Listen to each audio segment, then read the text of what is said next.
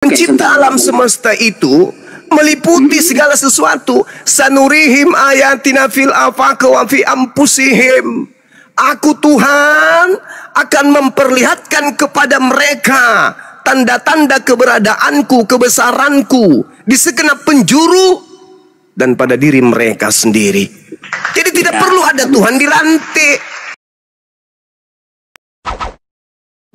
Salam satu Tuhan.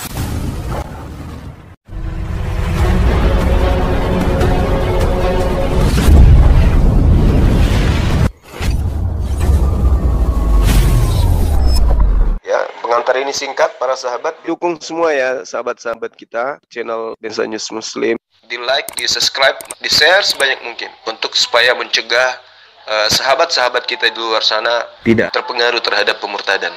Semoga Allah memberikan selalu sikap istiqamah. Salam satu Tuhan, Allahu Akbar. Tuhan yang benar, Sang Elohim itu, Sang Pencipta langit dan bumi. Dia berkategori apa istilahnya ya? Saya buatlah berhakikat dasar.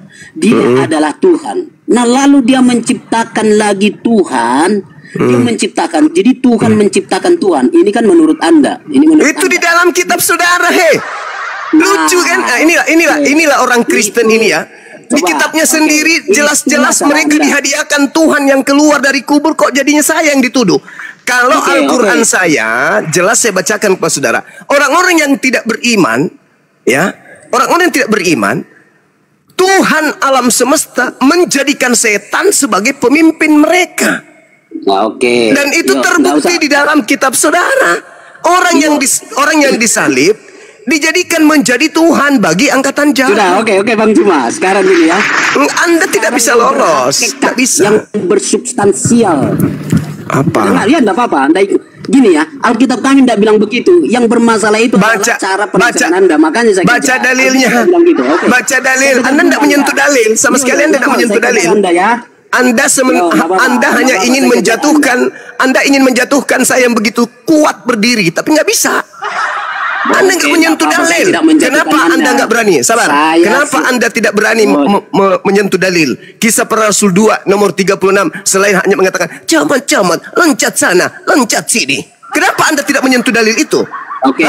Seluruh kaum Israel harus tahu dengan pasti bahwa Tuhannya Yahudi telah membuat Yesus yang kau bunuh itu menjadi Tuhan dan Kristus. Ayo. Oke, baik. Kenapa nggak nyentuh itu? Saya tanggapin. Sudah. Saya sekarang ya. Masuk. Tanggapi dalilnya. Silakan. Oke, ya. Yang saya pertanyakan ini adalah bertanya, nggak nanggapi dalil, saudara-saudara. Enggak. Sudah, jangan dipotong ya. Bertanya, nggak nanggapi dalil. Sudah. Sebentar, Bang. Menyerang tanpa bisa bertahan.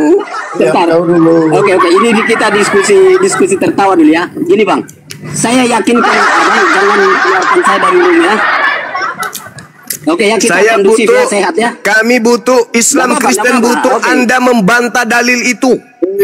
Oke, siap. Saya bantah. Silakan. Saya mau bilang dulu ya. Jangan nanti saya diturunkan ya. Nggak ada, selama Anda masih waras. Silakan. Jangan begitu. Kita kawan nih. Oke. Iya, memang kita kawan. Ini dialog, ini diskusi. Oke, silakan. Iya, kita ini gini Bang. Jadi saya mempertanyakan narasi Anda yang membuat semacam penjelasan panjang lebar, lalu kesimpulan Anda bahwa ayat yang di dalam Kisah Rasul pasal 2 itu adalah bahwa Yesus itu dijadikan Tuhan. Nah, untuk membantah itu mudah. Coba aja lihat di dalam Lukas pasal yang kedua ayat 11, dia sebelum lahir pun sudah disebut Tuhan. Oke? Ya, jadi dia sudah Tuhan, Yesus sudah Tuhan. Jadi kalau Anda Bang ya. Jadi kalau Anda bilang Yesus itu tidak ada bantahan Tuhan pasca kematiannya, setelah Yesus mati lalu dia dijadikan Tuhan, sementara sebelum dia lahir pun sudah disebutkan dia Tuhan. Itu justru membuktikan Yesus itu ada dua.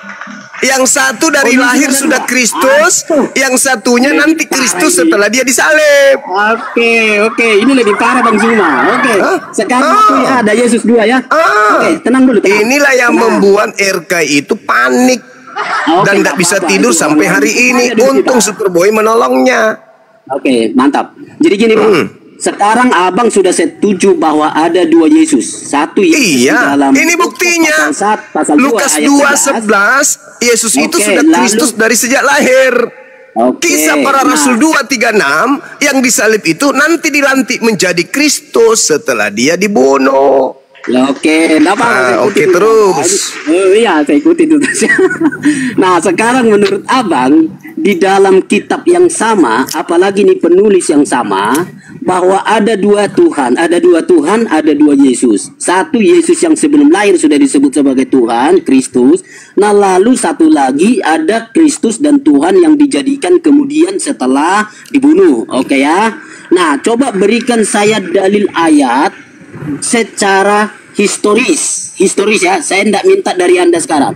Secara historis, sejarah atau kitab manapun bahwa ada 2 Yesus dalam pemberitaan para rasul yang ada di dalam Alkitab. Coba buktikan kepada saya dalam Alkitab atau di dalam sejarah. Sejarahnya begini.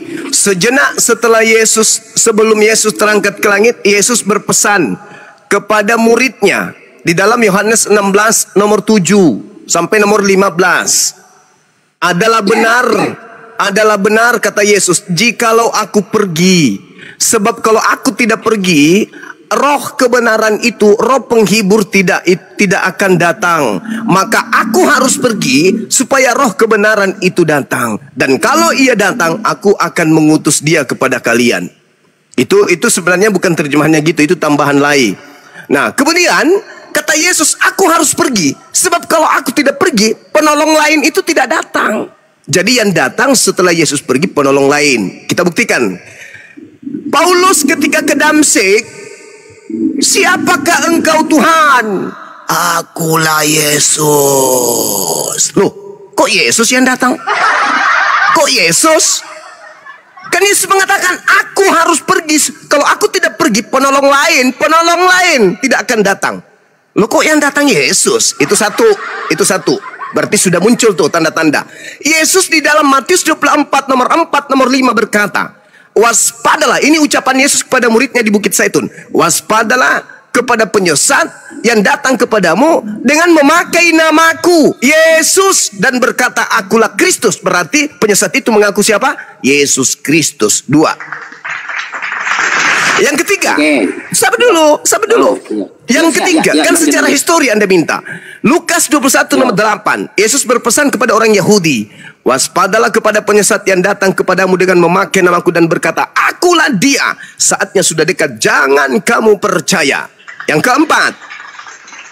keempat, Yesus berkata dalam Yohanes 12 nomor 31 dan juga Yohanes 14 nomor 30, apa kata Yesus? Sekarang saatnya penghakiman akan dunia. Sekarang juga penguasa dunia yaitu iblis akan dilemparkan keluar. Tidak banyak lagi aku berkata-kata dengan kamu, sebab penguasa dunia yaitu iblis telah datang dan tidak sedikit pun berkuasa atas diriku. Nah, artinya penguasa dunia itu memakai nama Yesus dan berkata, akulah Kristus. Sekarang Anda lihat di Kisah Para Rasul 2 nomor 36 tadi itu. Apa kata Petrus? Orang Israel harus tahu bahwa Yesus yang kau salibkan itu telah dijadikan menjadi Tuhan dan Kristus. Telah dijadikan menjadi Tuhan dan Kristus. Ingat, di dalam Lukas 2 nomor 11, pada hari ini telah lahir bagimu Kristus. Berarti itu sudah Kristus sejak lahir. Sedangkan yang disalib nanti menjadi Kristus setelah dibunuh. Ada 2 Kristus.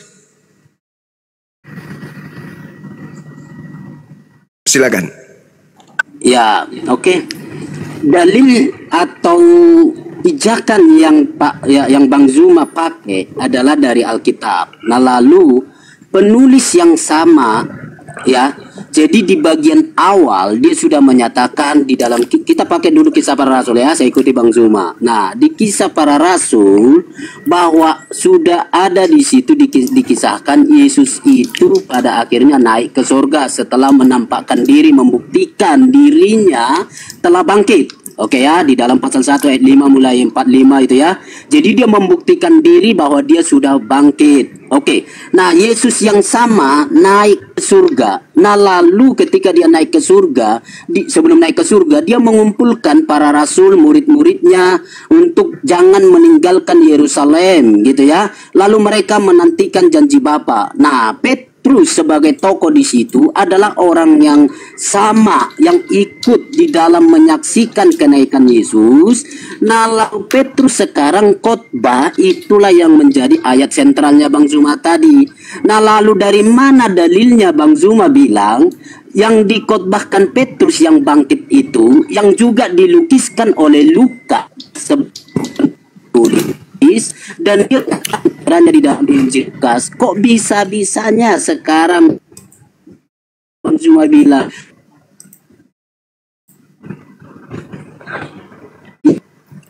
maksud Yesus dua lainnya.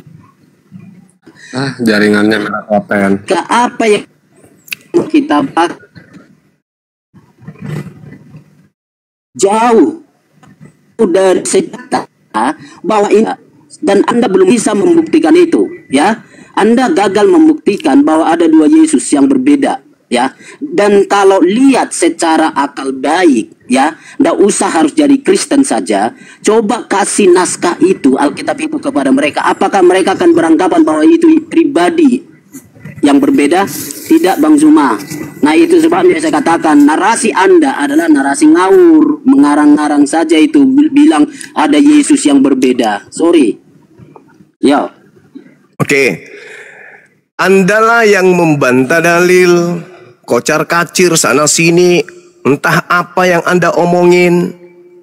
Anda harus tahu dulu, Lukas itu menulis bukan firman Tuhan. Yang ditulis Lukas itu hasil penyelidikan. Jadi kalau ada anta-beranta di dalamnya, ya wajar. Lukas bukan nabi, dia manusia biasa. Dia menyusun berita-berita yang dia dapatkan dari cerita-cerita tentang peristiwa-peristiwa yang terjadi. Theophilus yang mulia, banyak orang berusaha menyusun satu berita tentang peristiwa-peristiwa yang terjadi di antara kita, seperti yang disampaikan kepada kita oleh mereka yang dari semula adalah saksi mata dan pelayan firman. Karena itu, setelah aku menyelidiki segala peristiwa itu dengan seksama dari asal mulanya, aku mengambil keputusan untuk membukukannya dengan teratur bagimu, supaya engkau dapat mengetahui bahwa segala sesuatu yang diajarkan kepadamu itu sungguh benar. Ini buku karya ilmiah Lukas, dicatat khusus untuk seseorang yang bernama Theophilus, bukan firman Tuhan. Wajar kalau di dalamnya banyak cerita yang kontradiksi, kontraversi, dan kontraindikasi. Ya. Sekarang Anda lihat, Anda susah untuk menemukan sebuah kelemahan di argumentasi saya. Kenapa? Saya berdalil, dalil saya jelas. Ketika dikatakan dalam Lukas 2 nomor 11, pada hari ini, jangankan disalib, untuk keluar dari tempat tidur aja Yesus belum bisa, karena baru lahir. Oke. Pada hari ini telah lahir bagimu juru selamat. Juru selamat. Iya. Kristus. Iya. Apa itu Kristus? Oke, baik. Sabar dulu, diam dulu. Jaringan Anda perbaiki dulu sambil mendengarkan. Pada hari ini telah lahir bagimu juru selamat. Kristus. Apa Kristus? Manusia yang diurapi Tuhan. Jadi terjemahan yang sebenarnya di situ adalah pada hari ini telah lahir bagimu manusia yang diurapi Tuhan di kota Daud. Hari ini. Berarti taruhlah tanggal 1, bulan 1, tahun 1. Tanggal 1, sabar, saya belum selesai. Percuma pun Anda ngomong, tidak ada isinya. Anda ngomong, nggak ada fungsinya. Lebih baik Anda duduk cantik, ambil pulpen, catat semua yang saya sampaikan, habis itu syahadat. Hari ini tanggal 1 bulan 1 tahun 1. Tanggal 1 bulan 1 tahun 1 lahir Kristus di kota Daud. Nah, pada tanggal 1 bulan Desember, 25 Desember. Sabar dulu. Saya analogikan supaya kalian paham. Otak kalian susah, banyak dedaknya di dalam. Tanggal 25 Desember tahun 33. Bang Juma. Diskusi baik dulu. Aduh, gimana? Saya belum selesai, bonyok. Sok pintar, sok ngomong, tapi udah kau turun. Bukan maskermu itu, Sumbing. Loh, kok jadi emosi? Saya kesal karena saya belum selesai. Kalian menutupi kebenaran. Tanggal 1 bulan 1 tahun 1 Kristus telah lahir. 33 tahun kemudian ada orang dilantik, baru dijadikan menjadi Kristus. Sekarang ada berapa Kristus? Ada Kristus yang sejak lahir di tahun 1, ada Kristus nanti di tahun 33. Sekarang ada berapa Kristus? Ku timpuk juga pakai asbak mulut kalian nanti ya. Udah capek-capek aku ngajar, kalian tidak menghargai. Ini ilmu mahal, tidak diajarkan sama pendeta. Kalau pendeta ajarkan ini habis perpuluhan. Paham kalian? Ada berapa Kristus? Ada yang tahun 1 sudah Kristus. Nanti tahun 33 setelah keluar dari kubur baru Kristus. Ada berapa Kristus? Hah? Memang otak kalian ini penuh dengan dedak soalnya. Bebal. Makanya dikatakan sesat. Kenapa? Hal yang sudah valid, hal yang sudah terang, hal yang sudah lurus pun ingin kalian bengkokkan. Manusia kalian bengkokkan menjadi Tuhan. Tuhan kalian bengkokkan menjadi manusia. Itulah tabiat kalian. Tabiat sibilisisis. Iblis itu selalu membelokkan kebenaran. Itu pekerjaan iblis tuh. Dari sejak Adam dibelokkan. Makan, jangan makan. Orang Tuhannya mengatakan jangan makan, iblisnya makan. Tuhannya mengatakan 2 Kristus, dia mengatakan satu. Bantah terus. Itulah tabiat iblis. Ya, sudah nyata datanya. Secara histori pun kau minta. Tahun 1 lahir Kristus. Tahun 33 ada mayat yang dilantik menjadi Kristus. Dalilnya lengkap pun. Lukas 2:11, hari ini tanggal 1 bulan 1 taruhlah tahun 1 telah lahir Kristus. Tahun 33 Yesus yang kau salibkan itu telah dijadikan menjadi Kristus.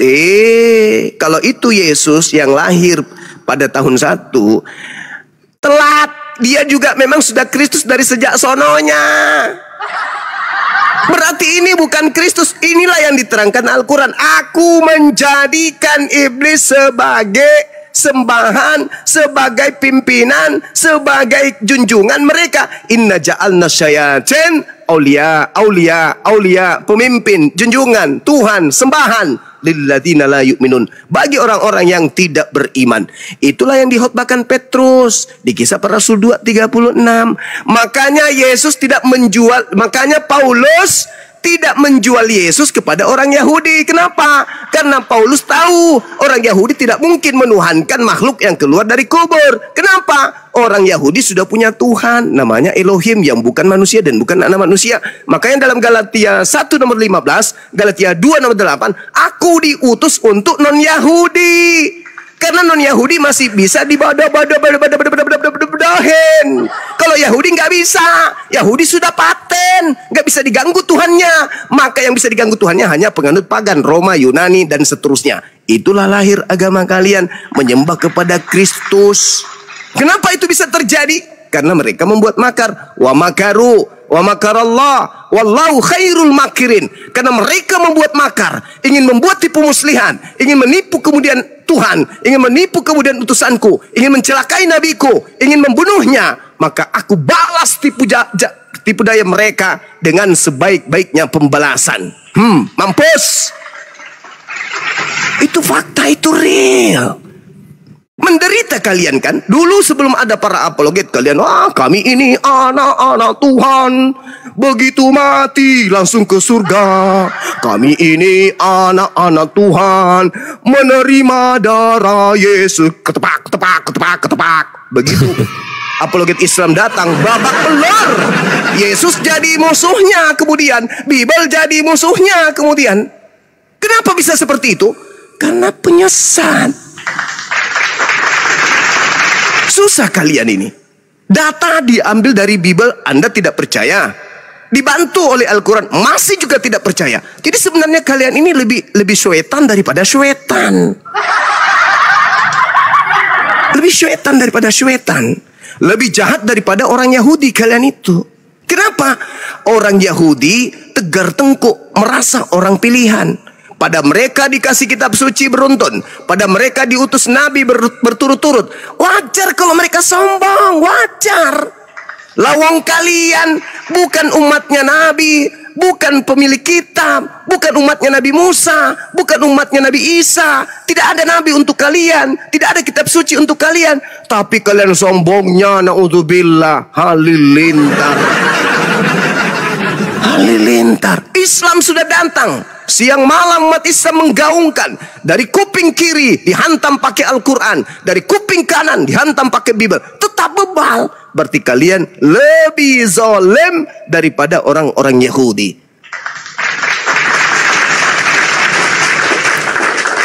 Ya kalau musuhmu itu adalah Bible, kalian mau berpijak kemana? Di dalam Bible kalian diusir sama Yesus. Di dalam Bible kalian disebut penyesat. Kalian mau kemana? Satu-satunya solusi adalah mandi. Tenangkan diri, tenangkan pikiran, renungkan, kemudian habis itu cari apologet-apologet Islam, dengarkan dengan seksama, lembutkan hati kalian. Semoga dengan begitu kalian bisa menjadi benar-benar pengikut Yesus yang sesungguhnya. Udah banyak kok menjadi pengikut Yesus di sini. Ada saudara Kodondi, pengikut Yesus. Siapa lagi? Iksan Moko Ginta. Banyak pengikut-pengikut Yesus yang hebat. Ini pengikut kaleng kosong naik lagi. Udah silakan teman-teman dilanjutkan. Saya sudah lihat lagi. Oke ya, kita lihat lagi. Iya, tapi Bang, nanti kalau lagi dijelasin tuh dengerin dulu baru dibantah, jangan motong-motong orang bicara. Sama satu lagi benerin dulu sinyalnya, Bang. Yo, aduh, ini sinyal kita darurat ini. Tapi udah. Iya, merek jangan pakai merek Oten sinyalnya, benerin dulu sinyalnya.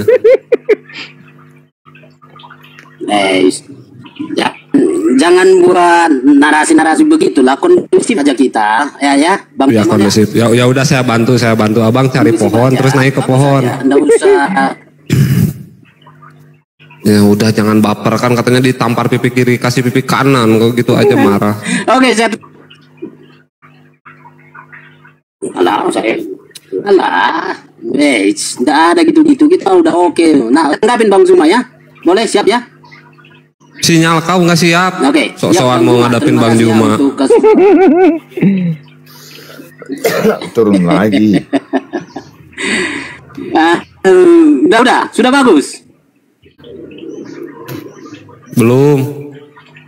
Udah. Belum. Oke. Nah, oke lah buat Bang Zuma.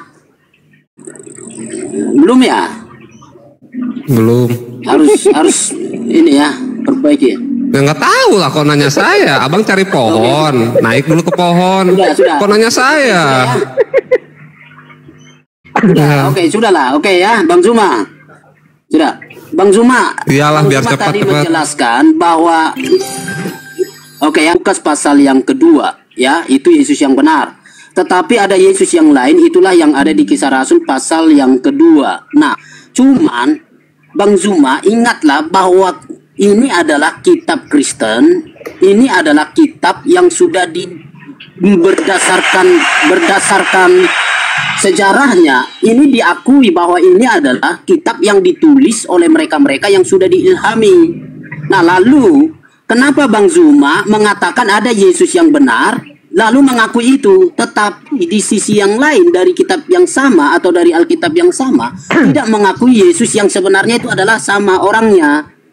Jadi ada pro dan kontra dalam pikiran Bang Zuma, lalu Bang pilih, jadi memilih mana yang dia suka, lalu membuang atau membanting mana yang dia tidak suka. Nah gitu ya.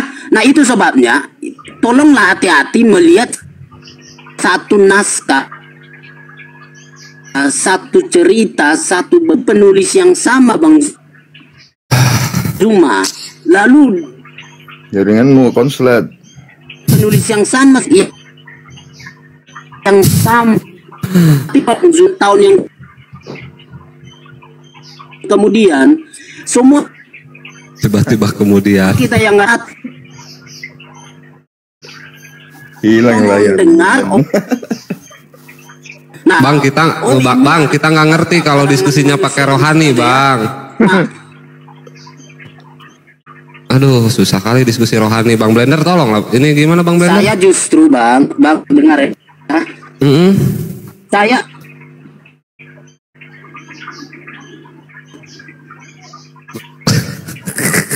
jangan dibuat framing terhadap tulisan atau kitab yang sudah ditulis di sana.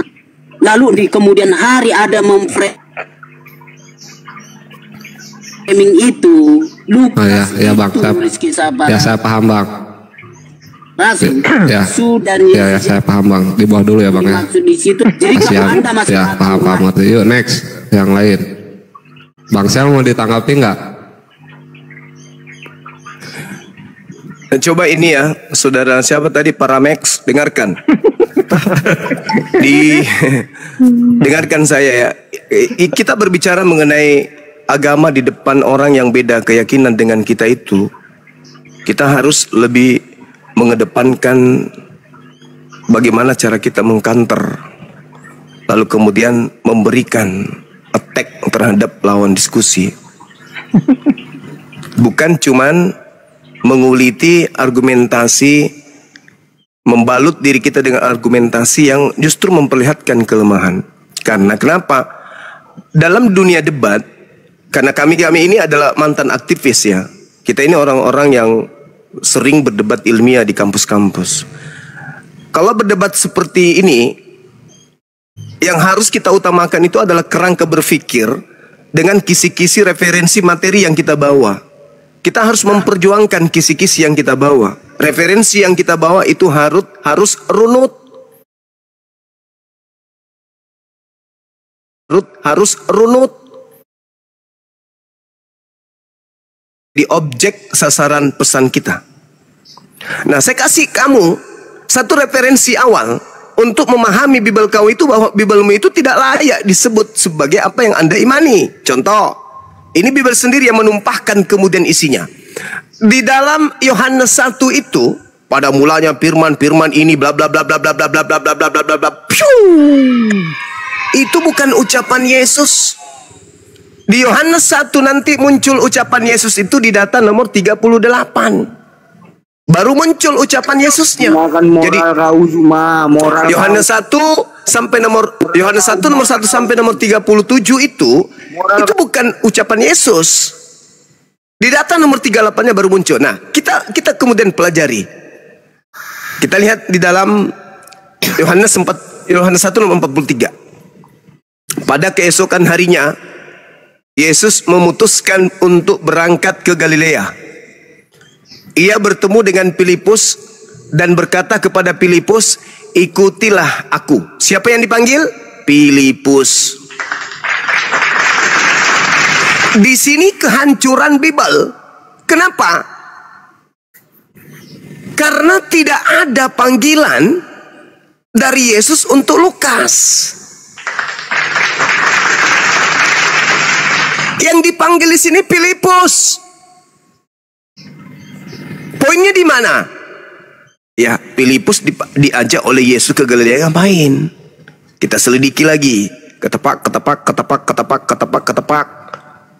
Kita temukan di dalam Markus 1 nomor 14. Sesudah Yohanes ditangkap, datanglah Yesus kemana? Ke Galilea. Tadi Yesus memanggil Filipus kemana? Ke Galilea. Ngapain di sana? Memberitakan Injil Allah. Wow. Ternyata Yesus dan Filipus ke Galilea memberitakan Injil Allah, bukan Injil Lukas, bukan Galatia, Filipi, bukan Korintus, bukan Roma, bukan Efesus, bukan Yohanes, bukan Matius, bukan Markus, bukan Kisah Para Rasul, bukan. Ternyata Yesus dan Filipus ke Galilea memberitakan Injil Allah.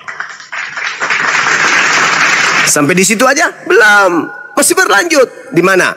Di Kisah Para Rasul. Nah, ini Kisah Para Rasul ini. Artinya, kisah murid-murid Yesus yang diceritakan oleh pewarta. Lukas mewartakan. Apa kata dia? Dalam Kisah Para Rasul 8 nomor 35. Maka mulailah Filipus berbicara dan bertolak dari nas itu. Filipus memberitakan Injil Yesus. Maka yang punya hak memberitakan Injil Allah, Injil yang diajarkan oleh Yesus adalah Tuan Filipus Halilintar. Sekarang pertanyaannya, kalau kalian itu pengikut Yesus, tunjukkan Injil Filipus kepada kami. Karena Injil Filipus inilah yang diberitakan Yesus ketika dia di Galilea bersama dengan muridnya Filipus. Mana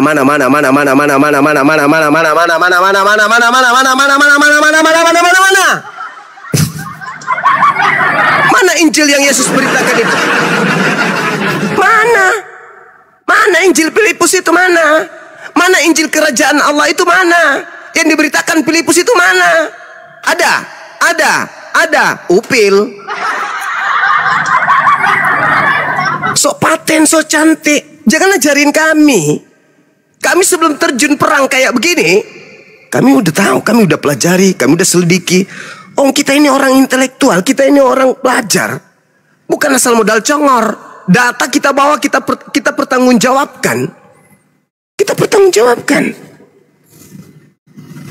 pertanggungjawabkan. Tak ada kemudian kita bermodalkan iman, asal percaya, asal meyakini. Enggak. Data kita sajikan. Maka ketika Lukas melakukan penyelidikan, Filipus tidak perlu melakukan penyelidikan. Kenapa? Karena Filipus bersama dengan sang guru melakukan penginjilan di Galilea. Dan ketika guru pergi, Filipus melanjutkan kemudian pengajaran Injilnya Yesus. Penulis Yohanes berkata, Yesus berkata, segala firman yang Tuhan berikan kepadaku telah aku berikan kepada muridku, mereka telah menerimanya. Mana segala firman itu yang diterima oleh Filipus? Mana?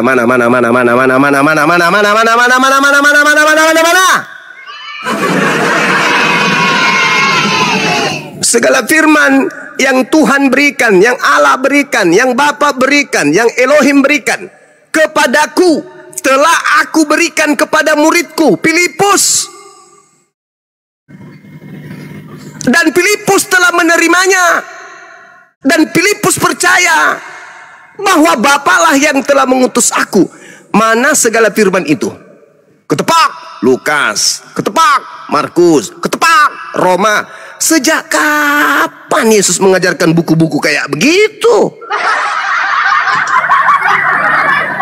Sejak kapan? Galatia ditulis tahun 52. Efesus ditulis 65. Kemudian Filipi ditulis 60. Kemudian Roma ditulis tahun 65. Apalagi surat Paulus itu? Tesalonika ditulis tahun 58. Apalagi suratnya Paulus? Kau banyak Timotius. bicara Zuma. Buka blokirnya Edis supaya kau Edis mau masuk. Timotius itu ditulis tahun 60 sampai 62. Ayo. Edis mau masuk, buka blokirmu. Zuma. Jelas itu. Lalu Paulus di Galilea itu tahun berapa, Cak Ayu? Lalu Filipus memberitakan Injilnya Yesus itu tahun berapa, Cak Kangkung? Apa yang diajarkan Yesus tidak sampai kepada Kristen. Apa yang diajarkan Filipus tidak sampai di gereja. Yang sampai di gereja adalah pemberitaan-pemberitaan wartawan yang tidak dikenali oleh Yesus. Begitu saudara-saudara. Ya. Nah, kalau penyesat itu datang pasukannya, buka blokirnya Edis. Mana bisa diblokir? Kamu tinggal masuk di sini. Kalaupun misalnya saya blokir, tidak mungkin semua yang ada di sini memblokir dia. Maka boleh naik ke sini. Biar kita kupas, kita siram mulutnya pakai dedak panas. Lagian juga dia sudah kabur dari negara ini. Ngapain lagi dia nyantil-nyantil negara ini? Harusnya dia melakukan pengajaran terhadap orang-orang Amerika sana. Di sana juga banyak Islam kok. Udah diminta sama Bunda Mila untuk ketemu malah sembunyi. Kalau kau udah kabur, kabur aja. Tapi kalau kau ingin berdebat dengan kita, ya kembali ke Indonesia dong. Kalau tidak kembali ke Indonesia, ngapain pelawak dihadapi seperti itu? Pelawak, dia itu bukan pendebat, dia itu penghujat. Saya kira begitu teman-teman. Silakan, kalau masih ada pasien, angkat ke sini, dudukkan di kursi saya, biar ikat tali, biar jangan lari. Silakan. Siap Guru Nda. Ini kita sapa dulu Bang Jerry, monitor. Selamat malam. Selamat siang. Bang, kurangin ehonya Bang, kayak orang kampung. Ya, Abang Muslim apa Kristen? Saya Kristen. Oke, ada yang mau ditanyakan? Ya, mau tanyakan kepada Abang. Bang, agak dikecilin Bang, eho sama itunya Bang. Oh, sudah jelas ini, oke aman. Ya, agak dikecilin juga volumenya. Kayak orang kampung Bang, kayak ini dangdut horeg. Oh, iya. Oke, ini sudah aman. Silahkan. Saya mau bertanya, ini kan temanya Tuhan siapa yang benar ya? Ya, jadi kita berbicara tentang Tuhan ini berarti ya. Lalu pertanyaan saya, apakah Tuhan yang benar itu menyesatkan manusia atau menyelamatkan manusia? Silakan.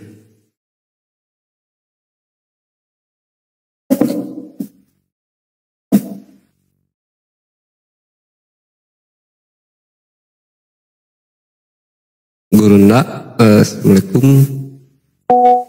Atau lagi sholat? Lagi berdoa Guru Nda mungkin ya. Apalah kau? Bentar lah, mungkin lagi ngambil air. Sabar. Oke, sorry teman-teman. Ya, ada pasien? Ada ini Guru Nda, ada. Alhamdulillah. Ya, gimana? Abangku, mau tanya abangku. Siap. Ini kan temanya Tuhan siapa yang benar ya. Siap. Jadi pertanyaannya, apakah Tuhan yang benar itu, Tuhan yang sejati itu bukan Tuhan palsu, yaitu dia mengkehendaki manusia itu diselamatkan, bukan dibinasakan atau disesatkan. Oke, jadi pertanyaan, apakah Tuhan itu penyesat? Bukan dong. Tapi Tuhan itu memberikan dua jalan. Yang pertama jalan sesat, yang kemudian jalan benar.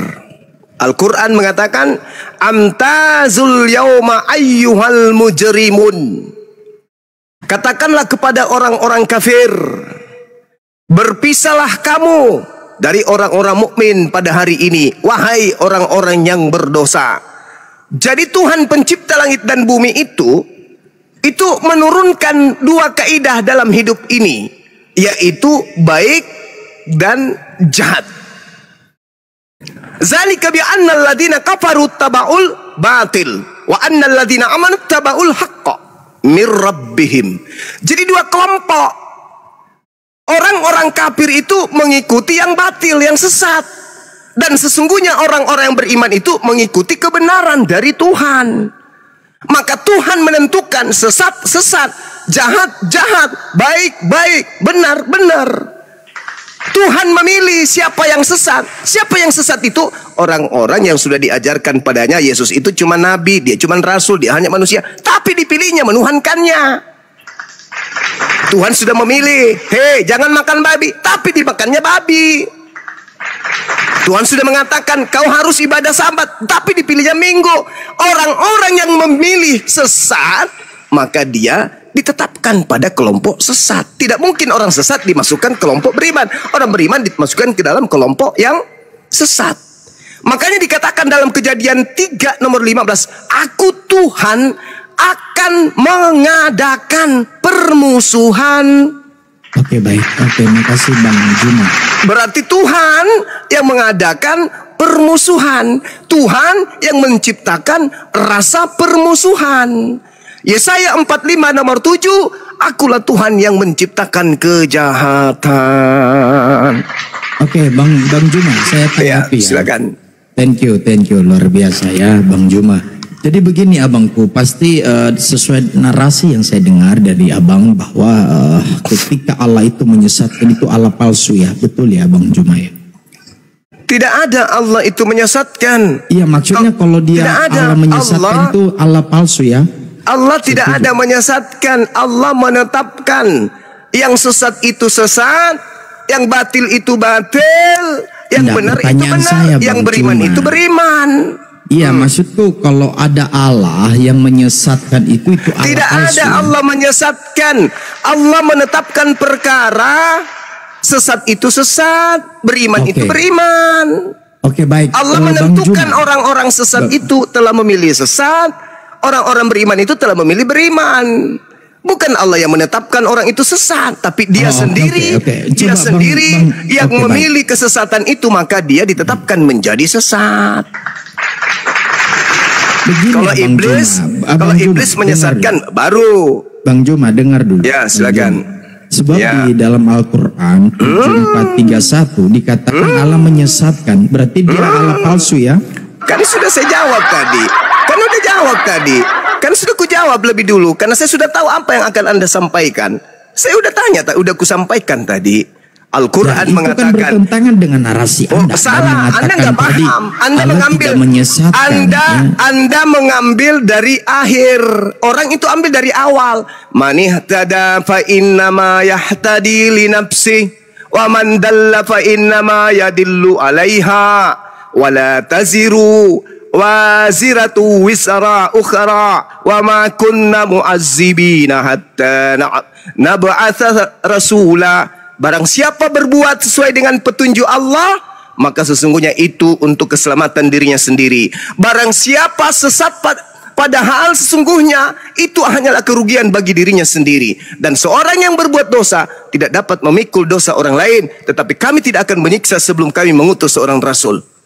Jadi dikasih pilihan. Kalau Anda memilih sesat, ya Anda berarti mau. Abang Juma, Anda mau. Teks Al-Quran itu mengatakan Allah menyesatkan. Allah menyesatkan. Allah menyesatkan. Bagaimana itu? Jelaskan dulu secara akademis. Dengar. Allah menyesatkan orang-orang yang dengar. Allah menyesatkan orang-orang yang memilih kesesatan.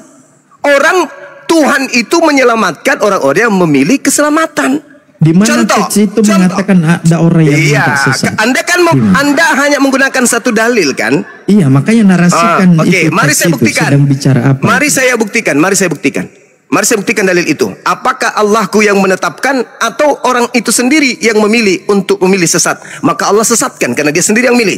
Pertanyaan saya, siapa yang menyuruh Anda menyembah makhluk kuburan yang keluar pada hari ketiga? Jawab. Jangan kemana-mana. Saya ingin membuktikan. Apakah tuduhanmu itu benar atau tidak? Saya ingin membuktikan apakah tuduhanmu itu benar atau tidak. Kalau Tuhanku yang menetapkan Anda sesat, saya tanya nih sama Anda. Siapa yang menetapkan Anda menyembah Yesus? Jawab. Kamu narasumber menjelaskan, bukan bertanya. Bingung dia kan? Bagaimana? Anda menuduh Tuhan saya kan menyesatkan. Padahal Anda sendiri yang mau. Saya ulang lagi pertanyaan saya. Siapa yang menetapkan Anda menyembah Yesus? Silakan.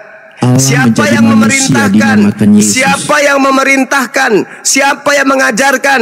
Siapa yang memaksa Anda menyembah Yesus? Anda sendiri dengan rela atau ada yang menetapkan Anda untuk menyembah itu? Jawab. Oke, baik, saya jawab cuma ya. Silakan. Siapa yang menetapkan ya aku menyembah Yesus ya, bukan begitu ya Bang Juma ya. Ya. Jadi di dalam iman kami ya, Allah menjadi manusia dinamakan Yesus. Dia adalah Allah sekaligus manusia. Ya, pertanyaan saya. Okay, ya, siapa yang memerintahkan Anda menyembah Yesus? Iya, baik. Oke, yang membuat saya menyembah Dia adalah karena Dia bukan karena kau jadi karena. Aku yang awal dan yang akhir. Aku berkuasa di bumi dan di surga. Sebutkan dulu siapa yang menyebabkan Anda menyembah Yesus? Siapa yang memerintahkan Anda menyembah Yesus? Siapa? Yang menyebabkan saya menyembah Yesus adalah Allah yang Tuhan saya atau dalam bukan? hati saya. Tuhan saya atau Anda sendiri?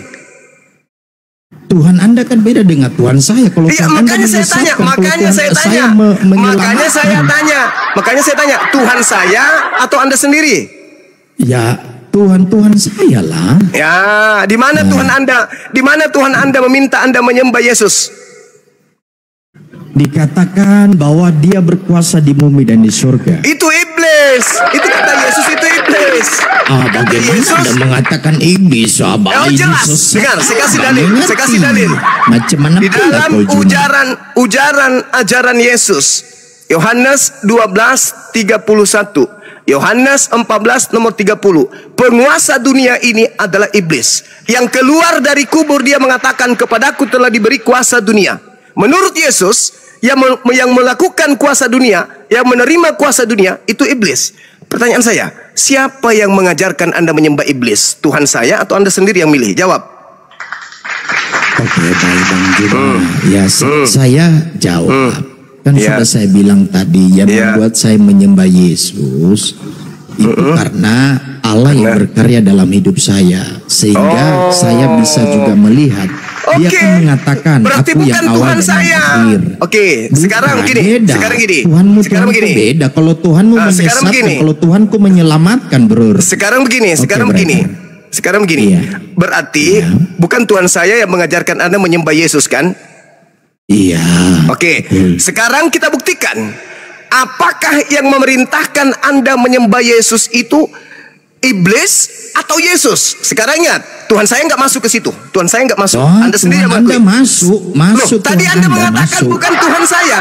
Tadi katanya bukan Tuhan saya. Dengar.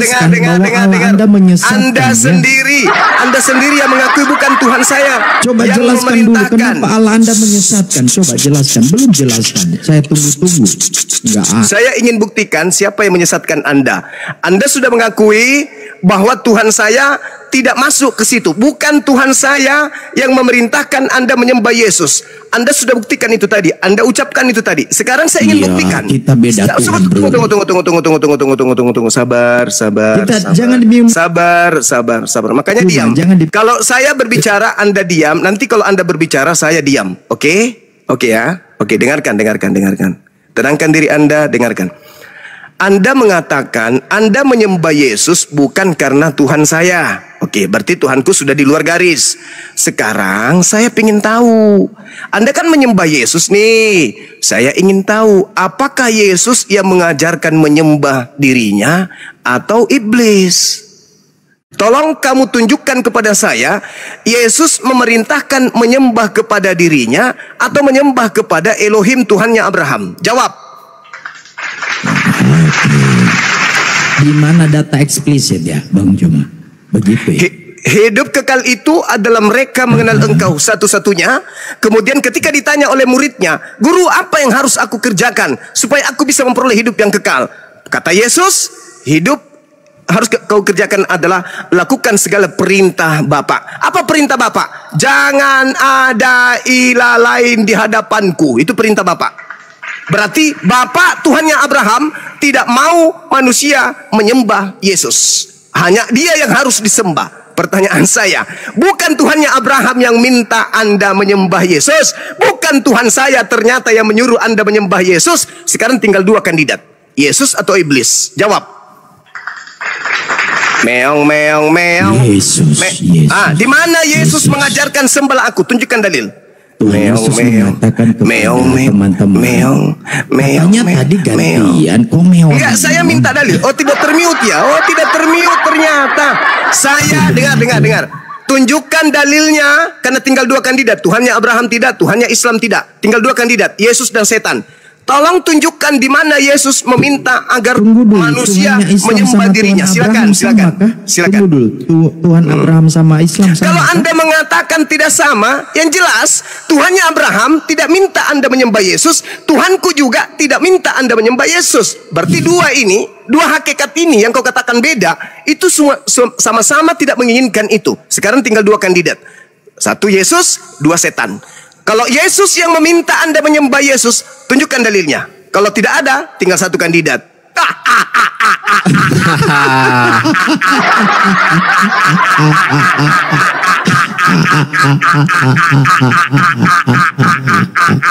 Sudah Bang Juma, jangan ke anak SD. Tunjukkan dalil.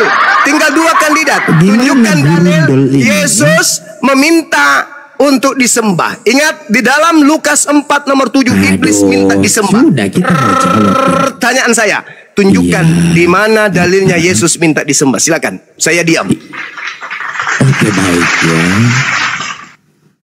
Data secara eksplisit tidak ada dikatakan bahwa Yesus.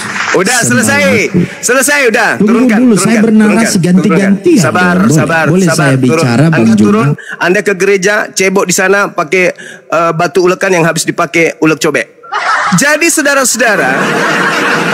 saudara-saudara, Oten tadi, penyembah makhluk yang keluar dari kubur itu sudah membuktikan bahwa sembahan dia sendirilah yang menyesatkan dirinya. Pencipta langit dan bumi yang dikenal oleh Abraham, Ishak dan Yakub dan yang dikenal oleh umat Islam tidak mengajarkan, tidak memerintahkan menyembah Yesus. Tinggal 2 kandidat. Yesus ternyata tidak juga memerintahkan menyembah dirinya. Tinggal 1 kandidat. Halilintar. Iblis berkata di dalam Lukas 4 nomor 7, wahai Yesus, ya paman, sembahlah aku. Kata iblis, Yesus, sembahlah aku. Kalau kau sembah aku Yesus, maka segala kuasa langit dan bumi dan beserta kemegahannya akan aku berikan kepadamu. Halilintar. Sekarang Oten tadi, pemakan dedak tadi, terbukti meludah ke atas, ludahnya kembali jatuh di jidatnya sendiri. Ternyata dia menyembah penyesat. Ternyata dia menyembah setan. Tuhan Abraham tidak, Tuhannya Ismail tidak, Yesusnya tidak. Tinggal 1, iblis. Nah, Yesus mengatakan, waspadalah kepada penyesat yang datang kepadamu dengan memakai namaku dan berkata, akulah Kristus.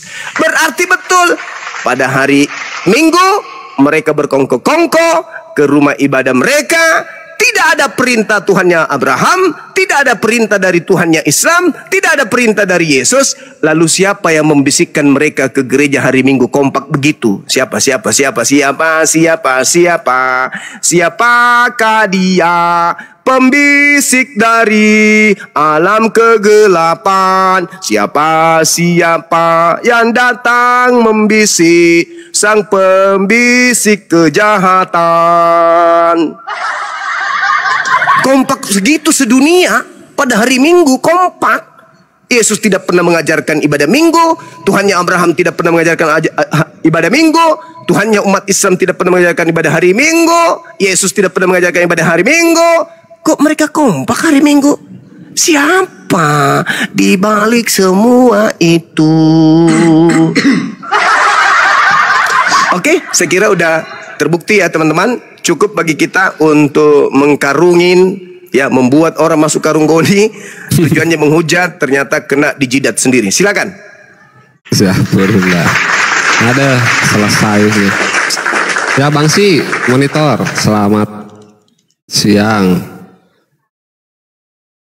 Selamat siang. Muslim apa Kristen Bang? Nggak jelas agama saya, Bang. Oh ya, di bawah dulu ya Bang ya. Terima kasih.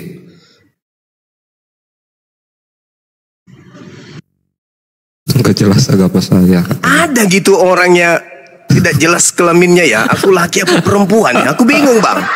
Aku laki apa perempuan? Aku bingung. Lucu orang ini. Ini siapa yang naikin lagi ini? Pendeta Longor.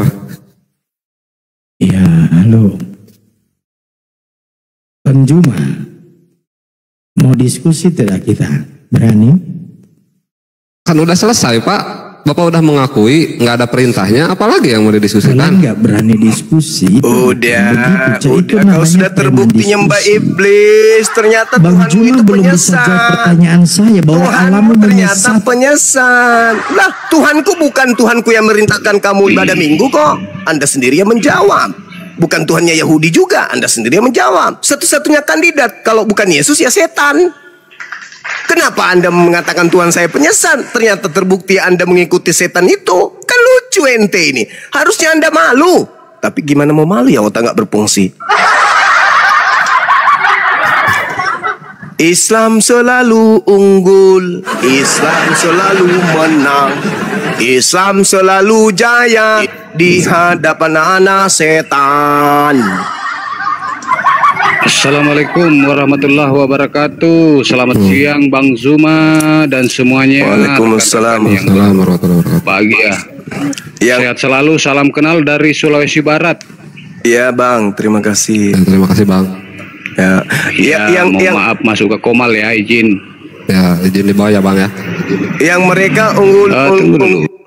Apa sih orang ini Yang mereka selalu unggulkan itu apa? Bang Zuma boneng, boneng, boneng, boneng, boneng. Itu aja terus. Boneng, kita bantu biar mereka senang. Boneng, boneng, boneng, boneng. Itu aja terus. Itu aja andalan kalian, boneng. Emang kenapa kalau boneng? Boneng-boneng begini, boneng-boneng begini nggak pernah ditampar. Boneng-boneng begini nggak pernah ditelanjang depan umum. Boneng-boneng begini nggak pernah kemudian diarak di tengah kampung. Boneng-boneng begini muka gue nggak pernah diludahin. Boneng-boneng begini gue nggak pernah digantung. Boneng-boneng begini lambung gue nggak pernah ditombak. Sadar lu kalian, sadar.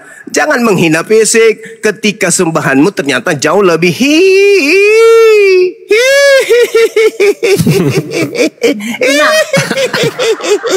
Berhenti menghina fisik. Berhenti. Saya dalam sehari minimal 3 kali ganti sempak. Asal lu tahu. Boneng-boneng begini rajin gue mandi. Iya betul. Itu baru minimal, maksimalnya belum ya Bang. Belum apa-apa, gigi saya baru 2 meter. Tahun depan sudah naik menjadi 7 meter. Awas ku cangkul kalian pakai gigi. Jelek-jelek begini rajin mandi gue. Daripada lo sampai sekarang gak pernah mandi. Menggantung aja terus.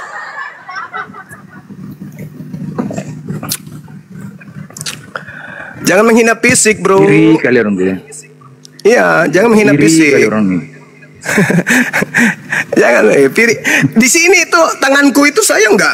Yang ada cuman kepalanya itu kenceng. Ya, kamu jarimu bolong habis dipaku.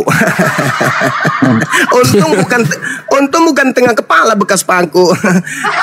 Kalau kepala bekas paku ya kuntil. Aduh, parah. Bang Juma ini justru dia pakai masker. Dulu waktu dia nggak pakai masker ganteng kali, banyak oten-oten wanita ngejar dia pakai masker. Banyak oten-oten wanita banyak ngejar Bang Juma, makanya pakai masker. Nggak pakai masker lebih ganteng dia, sengaja.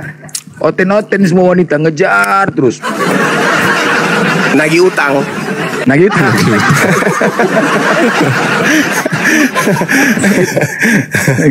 Allah Akbar. Nagih janji maksudnya. Abang janji nikahin aku. Buktinya kagak. Katanya abang janji kalau aku udah syahadat, katanya abang mau nikahin aku.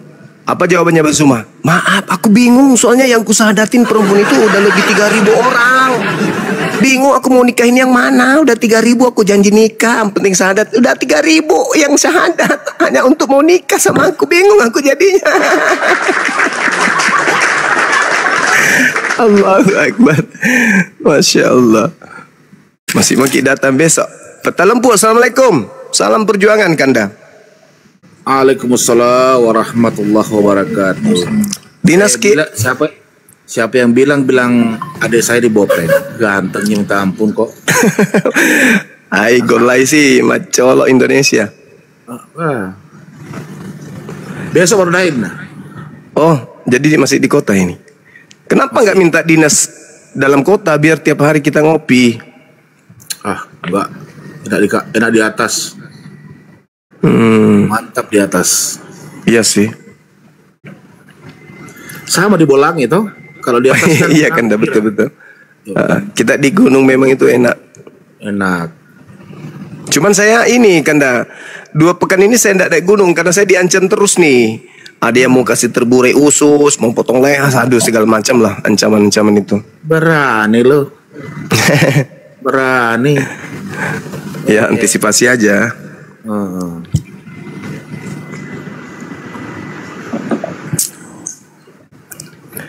Ngancam bang, ngancam bang. Ngancam bang. Bukan ngancam lagi, udah pokoknya 3 hari dia itu berturut-turut. Sebenarnya gini Gurunda, sebenarnya itu yang kepanasan itu hanya sekedar yang apologet yang tidak tahu diri itu aja. Tapi sebenarnya kalau kaum awam yang ada di saudara-saudara kita di Kristen, mereka tercerahkan sebenarnya. Mereka tidak sadar sebenarnya Bang Suma ini, Gurunda ini mengajarkan kebenaran. Daripada Anda dibodohin terus oleh bapak-bapak gereja. Bapak gereja itu mengajarkan berdasarkan apa yang mereka narasikan gitu ya? Berdasarkan pikiran dia. Tetapi Gurunda dia mengajarkan berdasarkan apa yang ada tertulis dalam kitab Anda. Yang selama ini puluhan tahun Anda cuma simpan di atas lemari, kemudian 1 minggu dibawa ke hari Minggu, itu pun tidak dibuka. Justru dengan hadirnya Bang Suma ini harus berterima kasih kalian. Ngomongin diri sendiri ya, omong kosong. Saya nggak percaya kau ngomong gitu. Adab dong Bang, kalau naik Bang. Kau penomong kosong Suma. Kayak contoh seperti kalau ini kau benar, kau tantang Edis. Kalau kau benar, kau tantang Edis. Kau tantang Edis jangan bicara. Jangan kayak Kristen lah Bang, orang lagi ngomong Bang. Jangan dipotong-potong juga. Ya itulah, menandakan adab-adabnya mereka itu nggak ada. Naik-naik itu nggak punya rasa, tidak punya sopan santun, tidak punya tata krama. Begitu dibilang agama kasih. Sementara Gurunda ini berbusa-busa mulutnya tiap hari, tiap malam memberitakan kebenaran. Kalau Anda mau cermati apa yang dikatakan Mbak Suma dengan akal logika agar sejak saudara dan seluruh apologet semua, Anda akan tersadar. Anda tinggalkan Kristen, Anda mungkin ateis ataupun Anda masuk Islam. Bukan begitu Gurunda kira-kira? Benar Kanda, benar. Ya iya. Karena kita sayang sama mereka. Kalau nggak sayang ngapain? Lawang jaminan surga di kita sudah ada kok. Kita sudah mewarisi surga Firdaus kok kata Allah, Al-Quran surah Al-Mu'minun. Cuman karena kita sangat sayang loh. Karena kenapa? Di kehidupan kekal nanti kita akan teringat mereka. Dulu ada teman saya namanya si Martin, namanya Peter, Andrianus, Anus, Tandilin, Timing Kondok, Polok, Nadi Keke Asu. Kan gitu. Ada teman-teman kita nanti ketika di kehidupan kekal. Dulu kita pernah ngopi loh sama mereka. Kemana dia sekarang ya di neraka? Kekal. Kangen ingin jumpa meskipun beda akidah. Nah, supaya itu terjadi, kita ajak mereka. Mumpung mereka pasang badan, beritakanlah Bible ke seluruh makhluk, jadikanlah seluruh manusia jadi pengikutku. Anda mau menjadikan kami sebagai murid makhluk yang keluar dari kubur. Itu perintah, harus, wajib. Iya Bang, karena itu amanat agung. Oke, tapi tolong terangkan dulu kepada kami, siapa dia yang keluar dari kubur ini? Kami nggak mau asal-asal ngikut. Terangkan dulu. Siapa yang keluar dari kubur hari ketiga itu? Sebelum kami jadi muridnya. Jangankan berbicara mengenai akidah, orang datang di rumah kami bawa sesuatu pisau, kami harus tanya, ini pisau apa, ini fungsinya apa, terbuat dari mana, apa kegunaannya. Kami tanya, apalagi berbicara mengenai akidah. Enak aja kau mau menjadikan kami sebagai muridnya. Emang dia siapa? Tuhan. Oh, Tuhan sudah ada sebelumnya, kau telat. Sebelum dia keluar dari kubur, Tuhan itu sudah ada. Mau jadi apa lagi kita ini? Ya terangkan. Maka kita sampaikan, karena ada juga perintah dalam Al-Quran. Ud'u ila sabili rabbika bil hikmah. Itu perintah. Ya ayyuhan nas, inni rasulullahi ilaikum jami'a. Belum lagi tugas kita adalah membersihkan Nabi Isa dari orang-orang kafir. Ya kita dialog, karena memang itu misi. Belum lagi perintahnya, innalladzina amanu yuqatiluna fi sabilillah. Di seberang sana, di ufuk yang berbeda, di pasukan yang berbeda, mereka juga sedang berperang untuk membantu sivilis ISIS. Wa innalladzina kafaru yuqatiluna fi sabilit taghut. Nah, mereka berdiri di barisan iblis, kita berdiri di barisan orang-orang beriman. Lalu apa perintah Allah? Waqatilu awliya asyaitan. Perangilah saudara-saudara setan itu. Dengan cara apa? Berdialog, berdiskusi, mengurai data, berlogika, menyampaikan pesan, menjelaskan, menguraikan. Itu yang dimaksud, memerangi mereka. Ketika mereka datang mengajak kita menyembah kepada sesuatu yang keluar dari kubur, ya kita harus mengkanter. Kita harus melindungi akidah umat Islam ini. Karena satu hal yang perlu dipahami, saudara-saudara Kristen, kalian tidak akan lagi mau menggunakan metode awal. Opsi A itu sudah nggak laku dan kalian sadar. Apa opsi A yang dulu sebelum ada sosial media? Opsi A yang kalian lakukan adalah menggunakan Bible untuk memurtadkan orang. Sekarang sudah nggak laku opsi A itu. Kenapa? Karena umat Islam sudah lebih pintar Bible daripada kalian. Tidak laku, maka kalian menggunakan opsi kedua. Opsi B yang Anda gunakan itu. Apa opsi B itu? Berupaya dengan keras membuat umat Islam, khususnya generasi Islam, jauh dari Al-Quran. Itu karena kalau kalian mau menghantam kami pakai Bible, nggak bisa, karena musuh kalian Bible.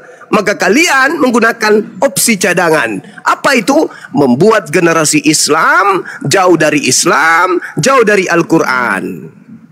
Itu opsi kedua. Kalau masih mengandalkan Bible nggak bisa, karena kami lebih paham Bible.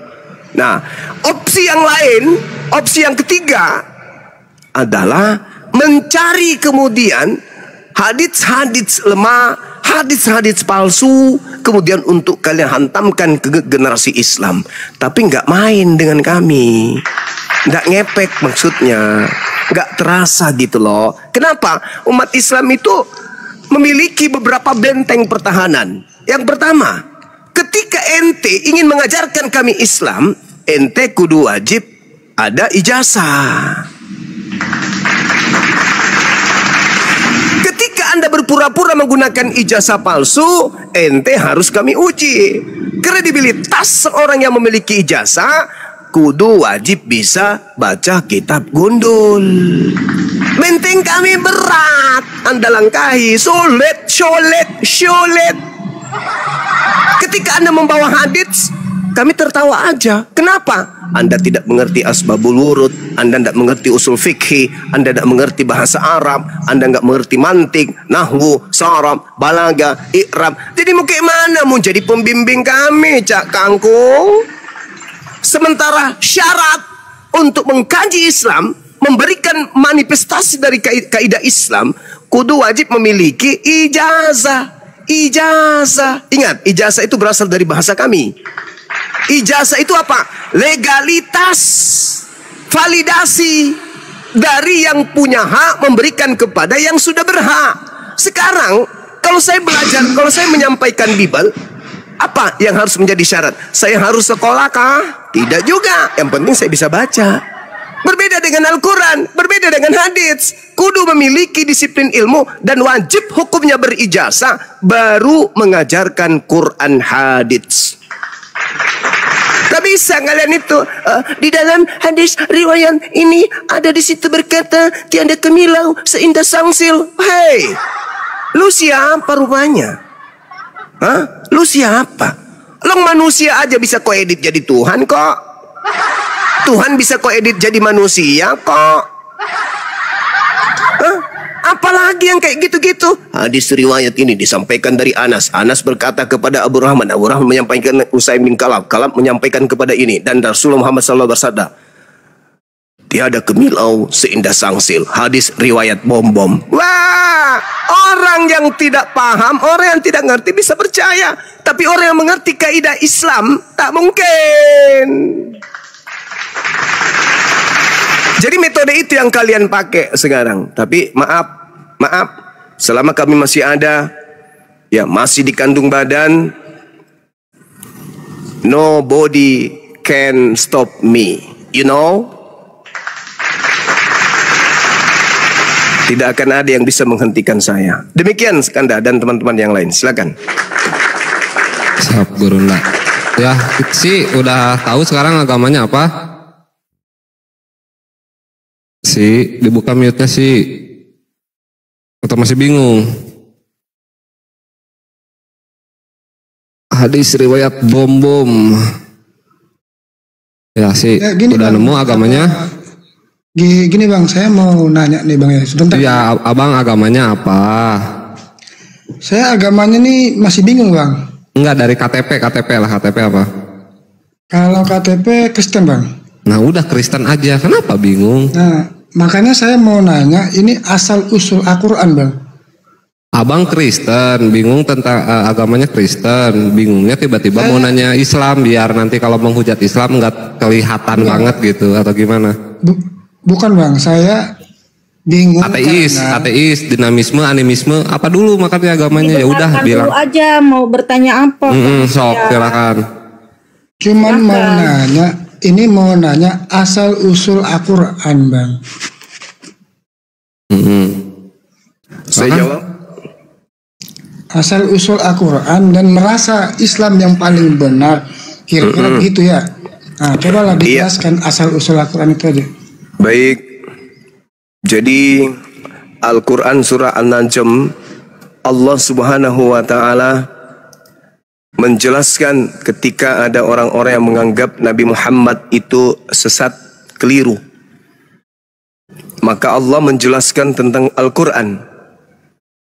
Bismillahirrahmanirrahim. Ma dalla sahibukum wa ma gawa. Nabi Muhammad itu tidak sesat dan tidak keliru. Wa ma yantiqu 'anil hawa, dan tidaklah yang diucapkannya itu Al-Qur'an menurut hawa nafsunya. In huwa illa wahyu yuha.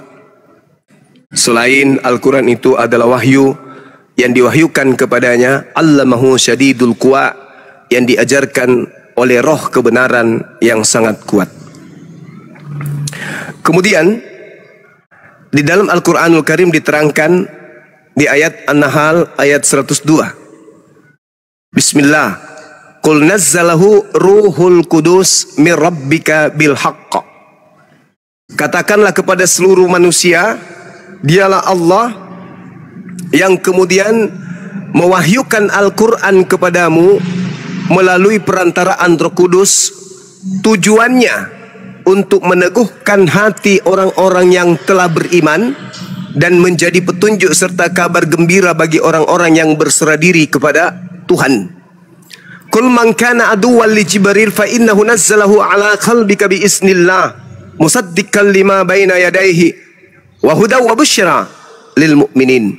Katakanlah kepada manusia, wahai Nabi Muhammad, barang siapa yang menjadi musuh Roh Kudus, maka ketahuilah bahwa dialah yang menurunkan Al-Quran ke dalam hatimu dengan izin Allah, membenarkan kitab-kitab yang terdahulu dan menjadi petunjuk serta berita gembira bagi orang-orang yang beriman. Jadi asal usul Al-Quran adalah dari pencipta langit dan bumi yang dinusulkan melalui Roh Kudus, di mana Roh Kudus datang kepada roh kebenaran, yaitu baginda Rasulullah Muhammad sallallahu alaihi wasallam. Kalau begitu, Al-Quran ini berasal dari yang maha mengetahui, alim, maha mengetahui, sama maha mendengarkan, basir, dan seterusnya. Artinya bahwa tidak boleh ada kesalahan di dalamnya. Baik menurut ilmu pengetahuan yang cakupannya pendidikan, kedokteran, teknologi, itu tak boleh bertentangan. Kenapa? Karena kalau itu berasal dari Sang Maha Mengetahui, mutlak ilmu di dalam Al-Quran wajib hukumnya lebih tinggi daripada pengetahuan manusia. Jangan lebih rendah. Manusia sudah mengatakan 1 tambah 1 sama dengan 2. Di dalam buku itu masih mengatakan 1. Ilmu pengetahuan sudah mendapatkan keadaan di mana pencipta langit dan bumi ini maha sempurna, mutlak, tanpa kitab suci. Maka seluruh manusia yang berakal sehat akan mengatakan yang menciptakan, yang menjadikan, yang mengadakan alam semesta ini pasti hakikat yang sempurna. Di dalam kitab suci, sebuah kitab suci mengatakan Tuhan turun ke bumi, lalu nenek sama ibunya. Tertolak. Kenapa? Ilmu semakin maju, kitab suci tenggelam. Berbeda dengan firman Tuhan. Karena asalnya dari yang maha mengetahui, maka miliaran tahun ke depan dari Al-Quran diturunkan ke bumi, berpijak di bumi. Hari itu sampai miliaran tahun ke depan, dia akan tetap jalan beriring dengan kemampuan manusia berpikir, kemampuan ilmu pengetahuan, peningkatan kemudian modernisasi, dan dia akan selalu satu not, satu ketukan, satu gelombang, satu irama dengan perkembangan kehidupan manusia, tidak pernah tenggelam oleh keadaan. Dia selalu dinamis, tidak statis, tertinggal oleh keadaan manusia. Kenapa? Kitab suci yang benar akan selalu menjadi pedoman manusia. Seperti apapun zamannya, secanggih apapun manusia, kitab sucinya akan selalu menjadi benteng utama. Itulah Al-Quran. Lalu bagaimana mungkin kalau itu karangan manusia yang hidup 1400 tahun silam, tak ada listrik, tak ada PLN, tak ada internet, bisa mengetahui segala hal yang ditemukan baru di zaman modern ini kalau bukan dari pencipta yang maha mengetahui? Maka dikatakan kemudian dalam Al-Quran, Qul man kana aduwwan li Jibril fa innahu nazzalahu ala qalbika bi iznillah. Apa yang kau torehkan oleh lisanmu wahai Nabi Muhammad adalah sebuah kebenaran dari Sang yang Maha Mengetahui. Maka mutlak absolut tak ada kesalahan di dalamnya terkait dengan ilmu pengetahuan. Bagaimana dengan kitab lain di luar Al-Quran? Na'udzubillah, summa na'udzubillah. Silakan. Terus gimana bang? Sebelum Al-Quran kan kitab Injil dulu bang. Iya, betul. Al-Quran sudah mengatakan itu. Musaddiqan lima baina yadayhi, menjelaskan, membenarkan apa yang Tuhan wahyukan berupa ketetapan-ketetapan, kitab-kitab yang turun sebelum engkau. Al-Quran membenarkan itu. Dulu ada kitab datang namanya Torah untuk Musa dan kaumnya. Setelahnya turun Zabur, Mazmur untuk kaumnya. Setelahnya ada Injil untuk kaumnya. Tapi itu sifatnya temporer. Hanya untuk kaum terbatas, hanya kaum tertentu, yaitu Bani Israel. Makanya orang Kristen ini hanya menggunakan remah-remah. Perjanjian Lama hanya mengambil dari terjemahan Septuaginta yang diterjemahkan oleh Ptolemy II di tahun 23 sebelum Masehi. Baru naik juga langsung ngomong. Sudah boleh bicara, mengundang. Sabar dulu. Terima kasih. Itu dulu baru masuk langsung nyeletuk, nggak tahan dia lihat tulang. Lalu kemudian datang kepada Nabi Daud, datang kepada Nabi Musa, Nabi Isa, ketetapan-ketetapan. Nah, Kristen ini perjanjian lamanya hanya mengambil remah-remah dari terjemahan kitabnya orang Yahudi, agama lain di luar Kristen. Lalu perjanjian barunya itu adalah catatan-catatan wartawan lepas yang tidak memiliki validasi kenabian. Digabung menjadi satu. Bukan kitabnya Musa, bukan kitabnya Nabi Isa, bukan. Nah, Al-Quran datang kemudian memulihkan segala ketetapan Tuhan untuk alam semesta ini. Seperti itu, saudara. Silakan. Itu yang dijelaskan isinya, Bang. Terus yang menulis isinya itu siapa, Bang? Al-Quran yang Anda tanya? Iya kan, saya bahas Al-Quran ini. Oke, tadi Anda bertanya kitab-kitab sebelumnya soalnya. Abang jadi Al-Quran itu isi Al-Quran. Terus yang mencantumkan isi-isi di Al-Quran itu siapa, Bang? Oke. Yang dikatakan kemudian Al-Quran itu adalah wahyu yang didatangkan kemudian oleh Allah melalui Roh Kudus. Tadi kan udah aku bilang sama saudara. Maka apa yang ada di dalamnya itu adalah wahyu yang diwahyukan kemudian dan diterima oleh baginda Rasul Muhammad sallallahu alaihi wasallam. Ketika Al-Quran diwahyukan, Iqra bismi rabbikal ladzi khalaq, maka Nabi Muhammad menyampaikan wahyu itu kepada para sahabatnya, tidak merubah dan tidak menambah dan tidak mengurangi. Iqra bismi rabbikal ladzi khalaq. Budaya apa yang dipakai, metode apa yang dipakai menyampaikan Al-Quran ini kepada para sahabat? Hafalan. Jadi terlontar dari lisan Nabi Muhammad, Iqra bismi rabbikal ladzi khalaq. Bacaan ini dilontarkan oleh Nabi Muhammad, dihafalkan kemudian oleh para sahabat. Serentak mereka menghafal bacaan yang sama. Begitu seterusnya sampai kemudian Al-Quran itu diselesaikan. Seluruh sahabat menerima, mendengarkan, menyimak dan juga menghafalkan. Makanya Al-Quran, kitab Al-Quran ini memiliki validasi dari sumber. Apa kata Nabi Muhammad? Khuzu Al-Quran min arba'ah. Terimalah Al-Quran, ambillah Al-Quran, terimalah pengajaran Al-Quran dari keempat sahabatku, Abdullah bin Mas'ud, Salim Mu'az bin Jabal, dan Ubay bin Ka'af. Nah, kalau kitab saudara, ada enggak perintah seperti itu? Yesus berkata, terimalah kitab Lukas dari muridku Lukas. Enggak ada. Nabi Muhammad memberikan validasi. Terima Al-Quran dari ini, dari A, dari B, dari C. Ada validasi. Maka mereka yang memiliki validasi ini diberi ijazah. Namanya itu adalah ijazah dan wasimaan. Ijazah setoran dan semaan. Jadi prakteknya gini. Nabi Muhammad SAW membacakan Al-Quran. Para sahabat kemudian mendengarkan dengan seksama. Setelah sang guru Nabi Muhammad selesai membaca, maka murid sahabat membaca ulang yang dibaca oleh gurunya dan menghafalkan. Ini adalah metode talaqi Al-Quran seperti yang digunakan oleh malaikat Jibril kepada baginda Rasul Muhammad SAW. Malaikat Jibril membaca, Nabi Muhammad mendengar, habis itu Nabi Muhammad menghafalkan. Begitu juga kepada muridnya, Nabi Muhammad membacakan, melisankan, sahabat-sahabatnya mendengarkan, lalu sahabat juga menghafalkan. Itu metode atau budaya, tradisi penyampaian Al-Quranul Karim. Kitab Anda tidak mensifati sifat itu. Kitab Anda itu hanya hasil penyelidikan orang-orang yang tidak dikenal oleh Yesus itu sendiri. Bahkan Anda sendiri pun tak mengenalnya. Demikian. Ya, sebentar. Saya bentar. Ini Natali nggak sabar dia. Coba Natali ada mau sampaikan. Sebentar, nggak sabar dia. Silakan Natali. Ya, bentar aja ya, sih. Ya, terima kasih. Saya tidak mau yang tidak baik terjadi ya. Oke. Sekarang saya mau tanya, yang membangun Ka'bah itu siapa? Jangan geek, jangan report ya. Jangan report, jangan geek. Saya hanya bertanya, yang membangun Ka'bah itu siapa? Silakan. Baginda Rasulullah Muhammad SAW ya membangun Ka'bah dengan para sahabatnya, murid-muridnya. Kenapa? Bukannya Ibrahim. Pertama Abraham.